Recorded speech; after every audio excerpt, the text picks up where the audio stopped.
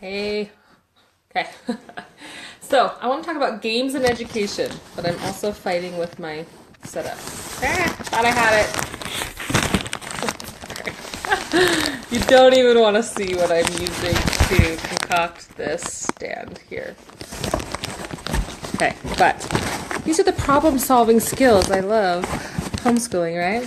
I should have the kids in here. No, I shouldn't. Just kidding. There's a time and a place, right? This is not it. Okay, so let's talk about games and education. This is one of my very favorite things.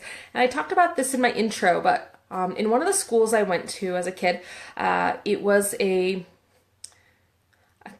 class for smart kids. I don't know.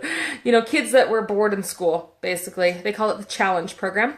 And we played a lot of games and we learned a lot through that. And so I really feel like that was one of the things that helped me to embrace using them so much in our schooling.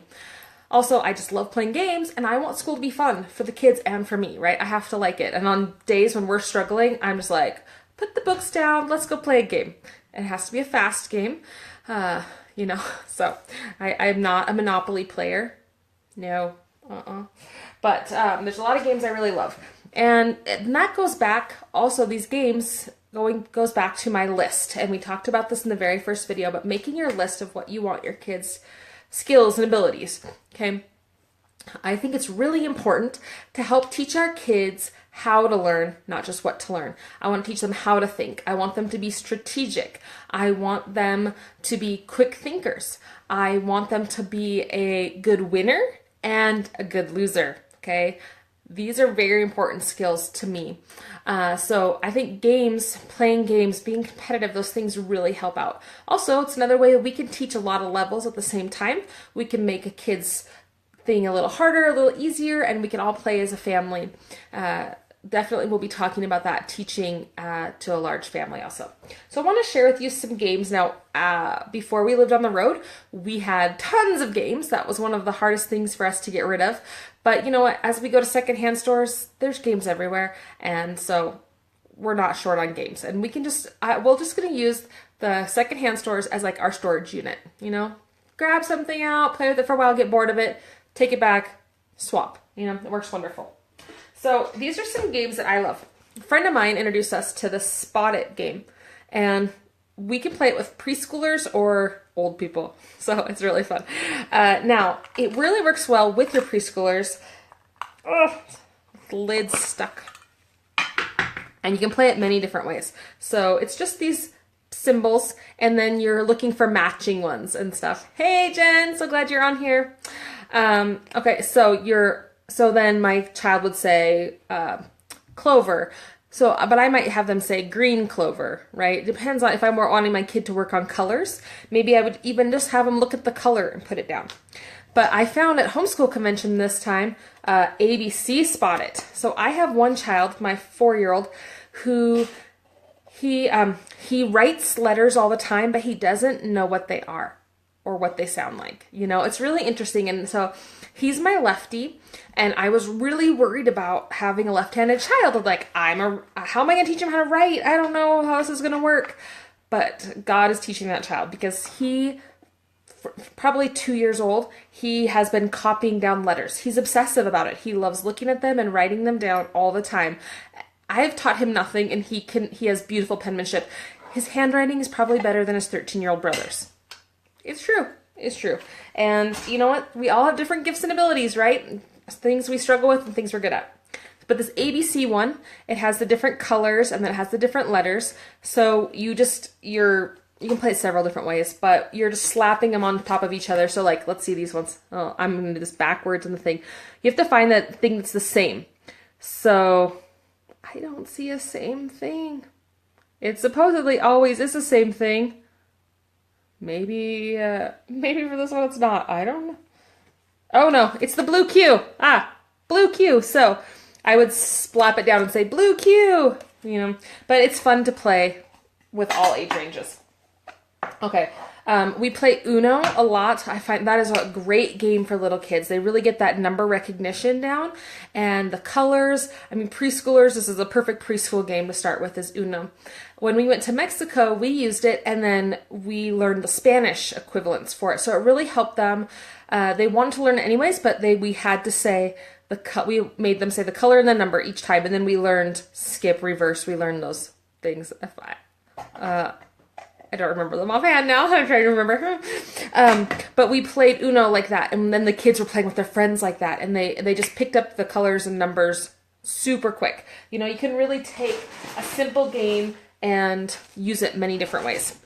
Bananagrams. This is one of my favorite games, okay? Because of how it works, kids can play at all different levels, right? But you could also take these tiles and just, you know, put the tile down and have a little kid copy that, trace it down. Maybe have another child just spell out some spelling words on there using these. Every time when they can use their hands, there's a homeschool, there's all about spelling. I loved that spelling curriculum. When it came out, I wish I was an affiliate for it because I probably sold 20 of those programs. I loved it so much. And basically it was these tiles, but it's, they're small and you put them on a magnet and then you put it on a big magnetic dry erase board and you move those tiles and say the sounds at the same time. And I'm telling you, doing those things together just makes it click. When you're using all parts of your brain, it's amazing what can happen. So bananagrams, you can do hard spelling, easy spelling. You can do a lot. Write a poem. Just use it different ways. Okay, so those are some ones that we buy that we've loved. There's another one called Scrambled States of America. That's one of our very favorite board games to really learn the states, and a large age range can play at the same time. So I'm going to tell you now some games that we play that you could play right now probably at home. So we used to have a large world map and a country, a US map. I really like the laminated ones. So we had those on the wall, and here's a few games that we played with them that we all really loved. One, the Nerf dart guns, I don't think they have the suction cups anymore. They used to, but I don't know. If you have the suction cup one and you have a sticky map, laminated map, try and shoot a certain country, try and shoot a certain state, or just shoot and then go see where it landed, okay? That will get your boys. They'll do that for a long time, that game. And really, work on that accuracy and back them up a little, and try and then do cities or, you can do a lot, right? That's a fun one. We also would use those maps, and I'd have a kid stand on either side of it facing away from the map. So it depends on who was playing with each other. If it was two kids that were the same level, I would just have them race. So we would just pick a city, or I would pick anything, right? A lot of times I'd pick really weird countries that no one had heard of. And they would just turn around at the same time after I told them the name, and they would race to find it. That works wonderfully. If you just have one kid, I'm telling you, a change jar will do wonders. Wonders, okay? I would put out a change jar, and I would say, or race the clock, right? You set a timer for 30 seconds and have them, and start easy. You want to build confidence. There's a fine line there. You want to challenge them, but not make it too overwhelming that they feel hopeless, right? So start out easy, gradually build confidence as I keep looking at my map over here. That's not there. But work on that. Then I had my kids do one where they would make up a list, and they would write like a city, a country, whatever, and then they would have Dad and I do the same game, right? That was really fun for them, and they still were at the map, and they were writing it down, and they were looking at it, but it was all fun, so it helped a lot. So back to the change jar thing. Okay, we use a change jar for a lot of things. Spelling words. We'll sit at the table, we'll just be sitting at the table, and I'll quiz them on whatever, and I can play it with the whole family and just give them different words depending on their level, right? And then start with pennies. A penny motivates a 10-year-old. It's amazing. You would think, because they add up, play for a little while, but just keep that change jar and bust it out. Use it for review stuff. Use it for Bible verses. Use it for anything. I mean, just quiz the kids, throw the change their way. It is amazing how it motivates them.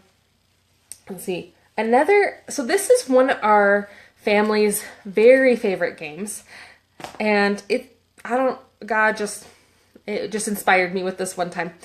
We play a game where everybody gets a piece of paper and a pen or pencil, and the only rule is you don't ruin what somebody else did. Okay, so it's a drawing, it's a swap game, but you just can't destroy someone else's picture. If you've had boys, that's kind of what they like to do.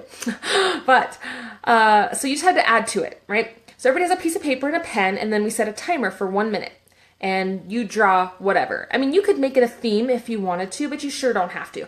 We would just, it just depended on what was going on. Maybe if it's Christmas, we're all together. It's like, okay, draw a Christmas scene, right? So, and then when the 1 minute's over, then we swap. I love playing this with guests. It's really fun. They swap. We move it to the side, and then we go again. Okay, one of the things I love about this, I love working under pressure. I love that they have to be creative. Like, people, a lot of times we get stuck in like it has to be perfect. You can't be perfect in 1 minute, okay? So we let go of perfection and we just do something. So then that comes on, and then it's creative. You have to be really creative, especially when you get the next person's picture and you're adding to it and you're looking at that. So we do that and we swap until it goes all the way around. And then sometimes we'll have a person pick it up and explain the picture. Sometimes we'll have a person pick up the picture and tell a story that goes with it. Sometimes I'll have a child write a story that goes with this picture. So you can really use that many different ways. We do the same thing with magazine cutouts. Okay, you can... I Spy is one of my very favorite games you can play with your kids. Like, you can make your kids a little I Spy board and teach them a million things. It's amazing. So we did that for Christmas one year. We made I Spy boards for the kids, and I just, it was just like a little art project, and gluing and pasting and putting these pictures all on there. And then I just used contact paper over the top, and the kids had their own. But I mean, we learned about money. I had some pictures of money on there. We could learn about like the Eiffel Tower, I think, was on one, or the Statue of Liberty, and you're just introducing all these concepts, right? But by playing a fun game. And I know there's books that have them. It's a little more fun too when you do your own, especially, throw a picture of a family member in there and just be like, find someone that loves you, when they're pointing to your picture. Just, you can go like, look at shapes, look at colors.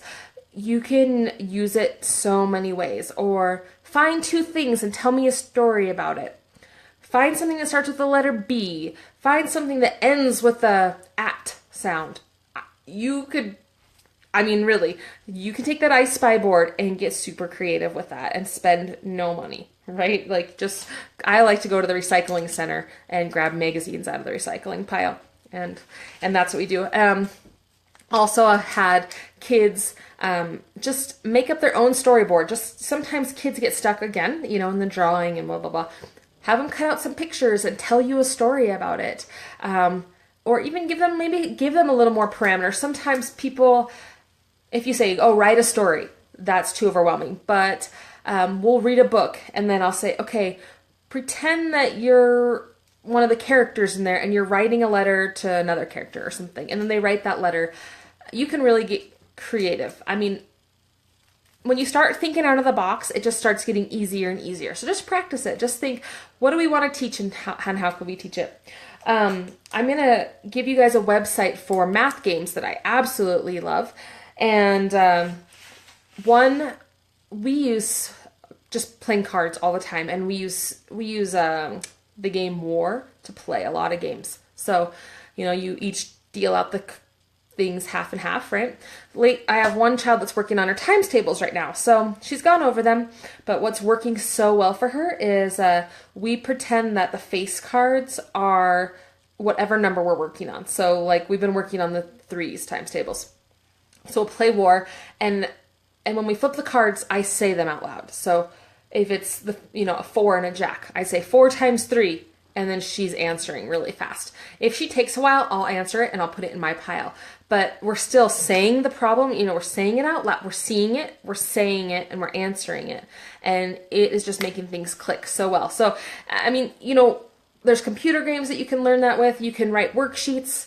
Different kids, different things make it click. But I just really encourage you to think outside the box and use games to do a lot of your schooling.